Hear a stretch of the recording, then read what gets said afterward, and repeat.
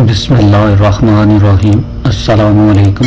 भाई चैनल को सब्सक्राइब भी कर लिया करें, लाइक और शेयर भी कर दिया करें, कमेंट्स भी कर दिया करें, बेल आइकन को प्रेस कर लें जिससे हमारी आने वाली कहानियाँ आपको मिलती रहें। इसकी मौत इतनी आसान नहीं होनी चाहिए। मेरे इस जवाब में मेरे मिजाज का बहुत बड़ा दखल था। मैंने कुछ अजीब सा मिजाज पाया था। खतरात के बगैर आसान जिंदगी गुजारना जैसे मेरी सरशस्त ही में न था। शायद दुश्मनी के बावजूद मुझे अपनी जिंदगी अधूरी महसूस होती थी, वरना इस रात ही हमजाद के कहने के मुताबिक तमाम मामला खत्म हो सकता था। न जाने मेरे ज़हन में क्या नफ्सियाती गिरा थी जिसे मैं खुद भी आज तक पूरी तरह न समझ पाया। मुझे अच्छी तरह याद है कि मेरी जिंदगी कभी दुश्मनों से और खतरात से खाली नहीं रही। हालांकि अगर मैं चाहता ये भी मुमकिन था कि बेखौफ व खतर जिंदगी गुजारता। मुझे ले चलो।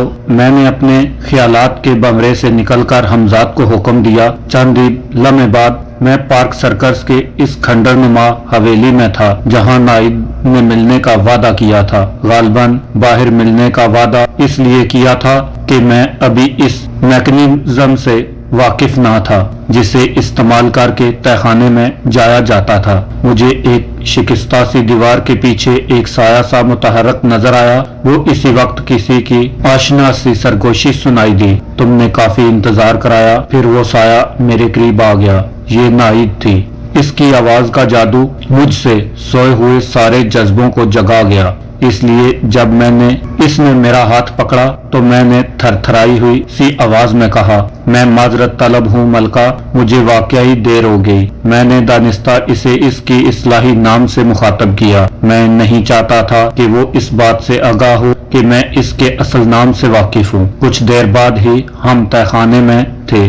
अमीर अब्दुर्रहमान वहाँ मौजूद थे। कल यहाँ से एक जमात सरहद के लिए रवाना की जाने वाली थी, मगर मसला ये दरपेश था कि इस जमात का अमीर कौन हो, क्योंकि अमीर अब्दुर्रहमान एक बाअसूल आदमी थे, इसलिए वो फिक्रमंद थे। असूल ये था कि नए मुजाहिदीन के हमरा किसी तजर्बाकार और पुराने मुजाहिद को इनके अमीर की हैसियत से जाना चाहिए। इससे पहले एक जमात आज दिन में रवाना की जा चुकी थी। जैसे ही नाहिद मेरे हमरा दाखिल हुई, अमीर अब्दुर्रहमान ने कहा, लो मसला हल हो गया। मेरा ध्यान इस तरफ गया ही नहीं था। कल जो खिदमतगार यहाँ से रवाना होंगे इनकी रहबरी मलका करेगी और मलका का काम जिले रहमान के स्पुर्द कर दिया जाएगा। बज़ाहिर तो ये बहुत मामूली सा फिक्रा था, मगर इसे सुनकर मेरे पैरों तले से जमीन निकल गई। नाहिद इतनी जल्दी मुझसे जुदा हो जाएगी ये तो मैंने सोचा भी नहीं था। हमारे पास पुराने और तजर्बाकार खिदमतगारों की कमी है, इसलिए मैंने मलका को यहाँ से इनके हमरा भेजने का फैसला किया है। मगर इस फैसले में ये बात भी शामिल है कि मलका खिदमतगारों को उनके काम से लगाकर वापस आ जाएगी ताकि यहाँ वो अपना काम दोबारा संभाल सके और हमें अपने तन्हा होने का एहसास न हो। अमीर अब्दुर्रहमान की आवाज फिर सुनाई दी। मैंने सख्त उलझन में मुब्तला हो गया। अमीर अगर ये कहते कि मैं भी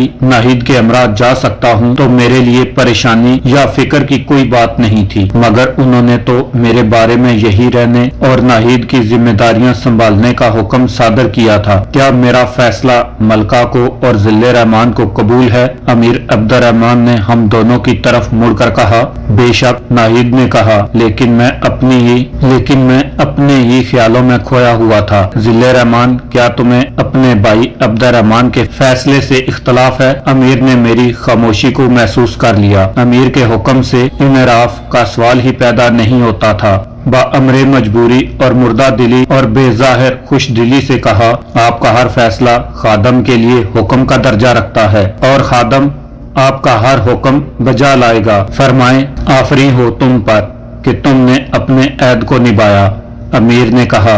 इसके बाद अमीर ने कमरे में मौजूद 30 नौजवानों में से 20 को मुंतखब किया। इन्हें नाहिद की रहनुमाई में कल सुबह दम रवाना हो जाना था। नाहिद को कलकत्ता से रवाना हुए अभी सिर्फ 2-3 दिन ही गुजरे थे कि मेरी बेताबियां बढ़ने लगी। मुझे ऐसा लगा जैसे मुझे नाहिद से बिछड़े हुए सदियां गुजर गई हूँ। बार बार मुझे वो नजर आ रही थी जब मैं इसे खुदा हाफिज कह रहा था। शायद इसने मेरी आंखों की नमी को महसूस कर लिया था और भरी हुई आवाज में मुझसे बोली थी, शेख अगर हम जिंदा रहे तो जरूर मिलेंगे, मैं तुम्हें याद रहूंगी और मुझे यकीन है कि तुम भी मुझे नहीं भूलोगे। इससे बात मैंने पहली मर्तबा ये जाना कि इश्क की गर्मी और हवस की गर्मी में क्या फर्क होता है। आहिस्ता आहिस्ता सुलग जाने में क्या लज्जत है। कुछ ना कहकर भी सब कुछ कह दिया जाता है। हाथों की खफीफ जुम्बश और आवाज हल्की सी लर्जश के क्या मैनी है। मुझे अच्छी तरह याद है कि एक मर्तबा जज्बात की शिद्दत ने मुझसे एहतियात के सारे तकाजे छीन लिए। मैंने अपने हाथ में इसका हाथ लेकर जज्बात से बोझल आवाज में कहा था, नाहिद, ऐसे जैसे किसी बिच्छू ने डंग मार दिया था। वो जल्दी से अपना हाथ खींचकर बोली थी, तुम मेरा नाम तुम्हें किसने बताया? और मैं एकदम सपाट रह गया था। वो एक लम्हे में ही जैसे बदल कर रह गई थी, जैसे वो एकदम नाहिद से मलका बन गई हो। इसने मुझे खामोश सर झुकाए देखकर एकदम गिरबान पर हाथ डाल दिया था। मैंने तुमसे कोई सवाल किया, जवाब दो, तुम्हें ये राज तरह मालूम हुआ। मैंने नजर उठाकर देखा तो इसके चेहरे पर सफाकी थी। फिर मैं बड़ी मुश्किल से इसे यकीन दिला पाया था कि मैंने अपनी पुरसरार कुव्वतों के जरिए इसका असल नाम मालूम कर लिया है। काफी देर वो गुमसुम रहने के बाद अददाल पर आई थी। नाहिद से जुदा हुए ये तीसरी रात थी।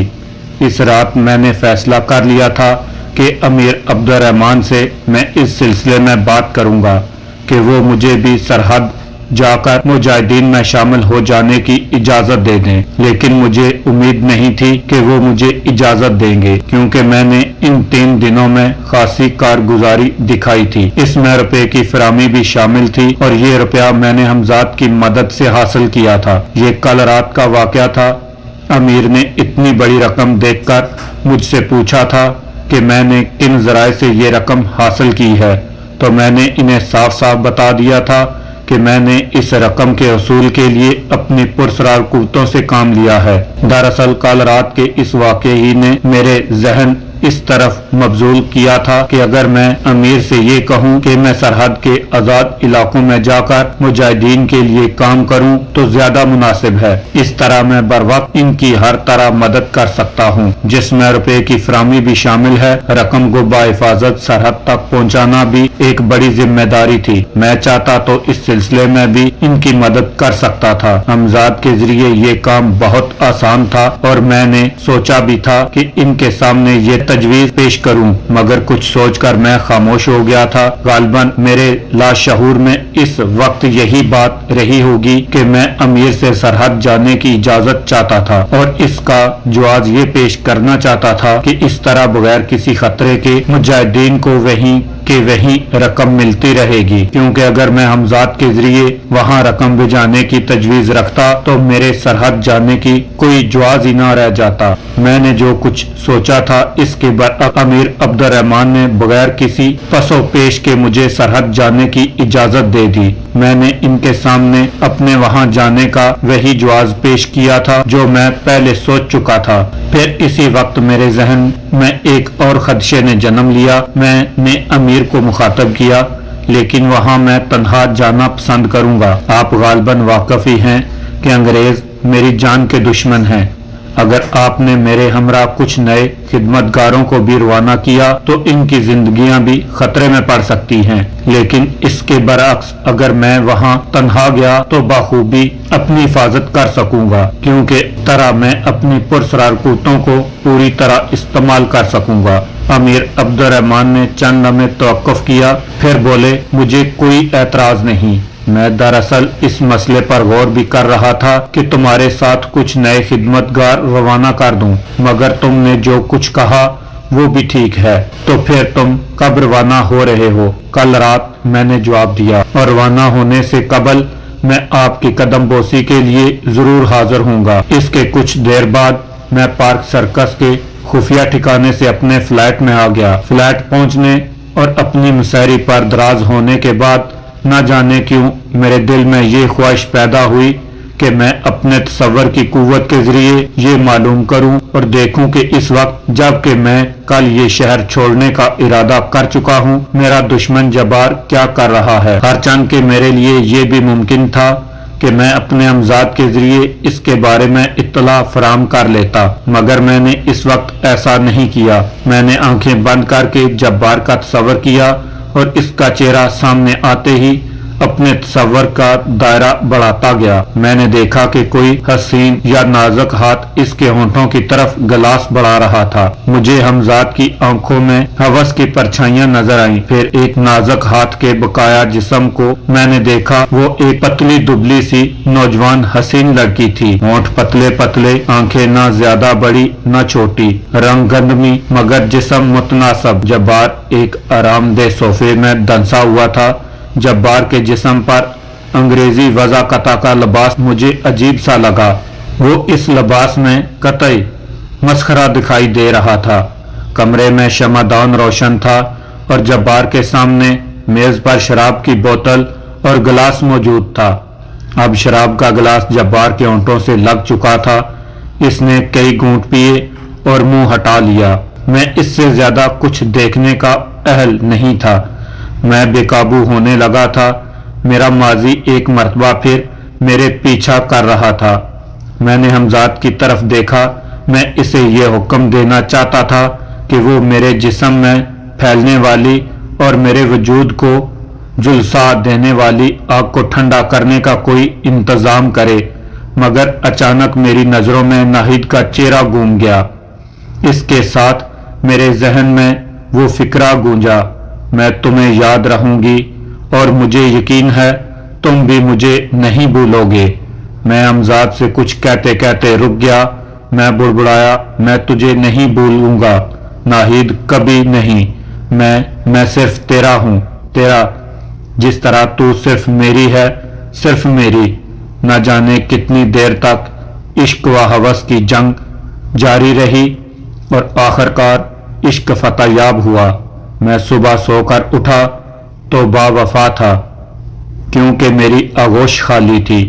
جبار نے اس دن بھی کئی بار کوشش کی کہ اپنے حمزاد کے ذریعے مجاہدین کے بارے میں کچھ معلوم کر سکے، اور اس لیے تمام دن میرا حمزاد بہت کم میرے پاس رہا۔ جبار اس دن بھی اپنے مقصد میں کامیاب نہ ہو سکا، کیونکہ میرے حمزاد کی کوشش بار آور ہوئی تھی۔ اندھیرا پھیلتے ہی میں مستقبل کے اندیشوں اور وسوسوں میں کھو گیا، کیونکہ مجھے آج ہی رات ایک اندیکھے ماحول میں پہنچنا تھا۔ کچھ رات گزرتے ہی میں امیر عبد الرحمان سے ملنے پارک سرکس کے لیے روانہ ہو گیا۔ حسب وعدہ وہ وہاں موجود تھے۔ میرے پہنچتے ہی انہوں نے ایک سربند لفافہ میری طرف بڑھاتے ہوئے کہا، تمہیں یہاں سے روانہ ہو کر سب سے پہلے تم وہاں جا کر پیر خلیفہ سے ملو گے، ان کا پتہ لفافے پر تحریر ہے، اور ہاں سنو، تم نے پرسوں جو رقم فراہم کی تھی وہ بھی تمہیں پیر خلیفہ ہی کو پہنچانی ہے۔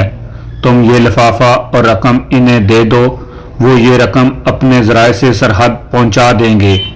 ان کے بارے میں تمہارا اتنا جان لینا کافی ہے کہ وہ ہماری تنظیم کے بڑے امیروں میں سے ایک ہیں۔ وہ میرا خط پڑھنے کے بعد تمہیں ایک خط امیر بابو جان کے لیے دیں گے، جو تم سرحد پہنچ کر انہیں دو گے۔ میرا بابو جان تمہیں آزاد علاقے کے ایک مقام ملکہ میں ملے گا۔ غالباً تم میری بات پوری طرح سمجھ چکے ہو۔ امیر عبد الرحمان نے میری طرف سوالیہ نظروں سے دیکھا۔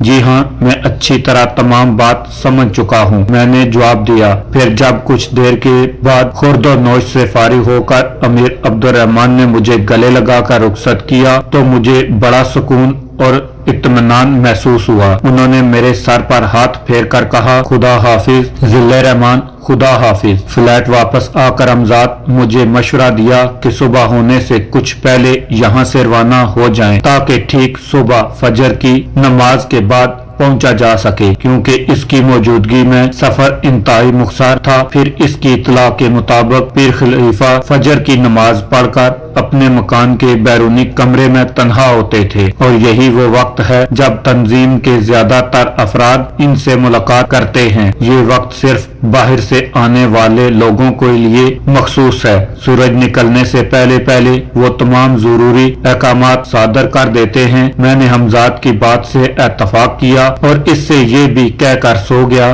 कि मुझे सुबह से पहले जिस वक्त भी यहाँ से जाना हो जगा दे। वक्त अब बहुत थोड़ा रह गया है, जल्दी कीजिए। जागते ही मैंने हमजाद का ये फिक्रा सुना। मैं फौरन उठकर बैठ गया क्योंकि पहले ही कच्ची नींद सोया था। हमजाद ने रवाना होने से पहले मुझे बेहोश कर दिया क्योंकि सफर खासा तवील था और रास्ता भी जल्द तय करना था, जिसके लिए तेज रफ्तारी लाजमी थी। कलकत्ता से रवाना होकर पंजाब के एक कस्बे में पहुंचा था। अगर वो होश में रहने देता तो मेरे हवास तेज रफ्तारी को बर्दाश्त न कर पाते। मुझे जब होश आया तो मैंने खुद को बिल्कुल एक नई और अजनबी जगह महसूस किया। मैं एक बड़ी सी पुरानी वज़ा की हवेली के सामने खड़ा था, जिसके सामने वाले हिस्से में बड़ा सा लकड़ी का फाटक था। इस फाटक में एक तरफ छोटा सा दरवाजा भी था। मैंने हमजाद की तरफ सवालिया नजरों से देखा। आप थलनास पहुंच चुके हैं और इस वक्त पीर खलीफा की हवेली के रूबरू खड़े हैं। ये कहकर इसने रुपयों की भारी थैली मुझे थमाई। मैं अपनी बैसाखियों और इस थैले को बामुश्किल संभालता हुआ आगे बढ़ा। हमजाद मुझे सहारा दिए हुए था, वरना मैं अपना तवाज़ुन बरकरार न रख पाता। मैंने दरवाजे के करीब पहुंचकर दस्तक दी। चंद ही लम्हे बाद दरवाजा खुला और एक नौजवान का चेहरा नजर आया। वो निहायत शस्ता लहजे में बोला, आपको किससे मिलना है जनाब? पीर खलीफा से, मैंने मुख्तसर सा जवाब दिया। नौजवान ने फौरन कहा, तशरीफ लाएं, और रास्ता छोड़कर एक तरफ हो गया। अंदर दाखिल होकर दाएं जानिब के कमरे की तरफ नौजवान ने मेरी रहनुमाई की। कमरे में दाखिल होकर मैंने देखा कि एक शख्स राहिल पर कुरान शरीफ रखे दुआ मांगने के लिए हाथ बुलंद किए हुए था। इसके सुर्ख हुआ सफेद चेहरे पर दाढ़ी बहुत बली लग रही थी। इस शख्स की उम्र मेरे अंदाजे के मुताबिक 27 या 28 साल से ज्यादा नहीं रही होगी, मगर इसके चेहरे पर बला का तकद्दुस था। वो एक चौकी पर बैठा हुआ था जिसके सामने मूड़े बिछे हुए थे। नौजवान के इशारे पर मैं एक मूड़े पर बैठ गया। मैंने अंदाजा लगाया कि इस शख्स का नाम पीर खलीफा है और यकीनन ये भी इसका असल नाम नहीं बल्कि इस्लाही नाम होगा। चंद ही लम्हों बाद इस शख्स ने दुआ मांगकर कुरान करीम करीबी महराब पर रख दिया, जहां अगरबत्तियां जल रही थीं। अभी पूरी तरह सुबह का उजाला नहीं फैला था, इसलिए कमरे में लालटेन रोशन थी। पूरे कमरे का माहौल मेरे लिए मुतासर कुन था।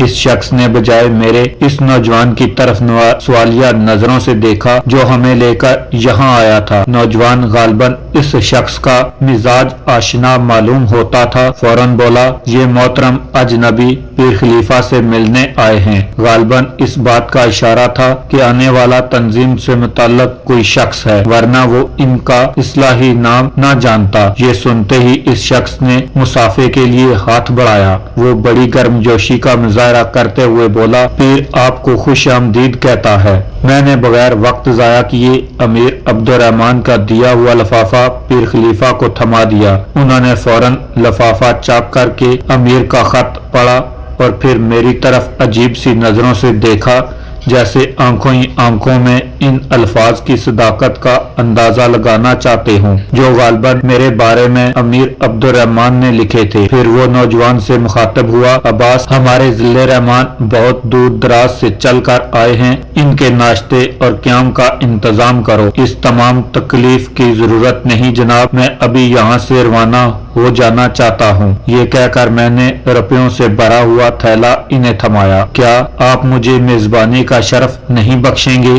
पीर खलीफा ने शाइस्तगी से कहा, हर चंद के ये मेरे लिए बात से शहादत है, मगर मुझे जल्द अज जल्द अपनी मंजिल तक पहुंचना है। मैंने भी नरमी से जवाब दिया। फिर कुछ देर बाद ही मैं पीर खलीफा का अमीर बाबू जान के लिए लेकर सरहद की तरफ रवाना हो रहा था। गालबन अमीर अब्दुर्रहमान ने मेरे बारे में तमाम तफसील लिख दी थी, इसलिए उन्होंने मेरी बेसरो समानी पर किसी किस्म का हैरत का इजहार नहीं किया था और न ही ये पेशकश की थी कि वो बाहिफाजत मुझे सरहद तक पहुंचा देंगे। अभी सुबह का धुंधलका फैला हुआ था। आबादी से निकलते ही एक बार फिर मुझे बेहोश होना पड़ा। बेहोश होने से कबल मैं हमजाद को बता चुका था कि मुझे मलका पहुंचना है। जब मुझे दोबारा होश आया तो मैंने खुद को एक पहाड़ी चट्टान पर पाया। अब सूरज तुलू हो चुका था और हर तरफ सुबह की किरणें पहाड़ियों पर मचलने लगी थी। तो तुम मुझे मलका ले आए। मैंने मुस्कुराकर हमजाद की तरफ देखा।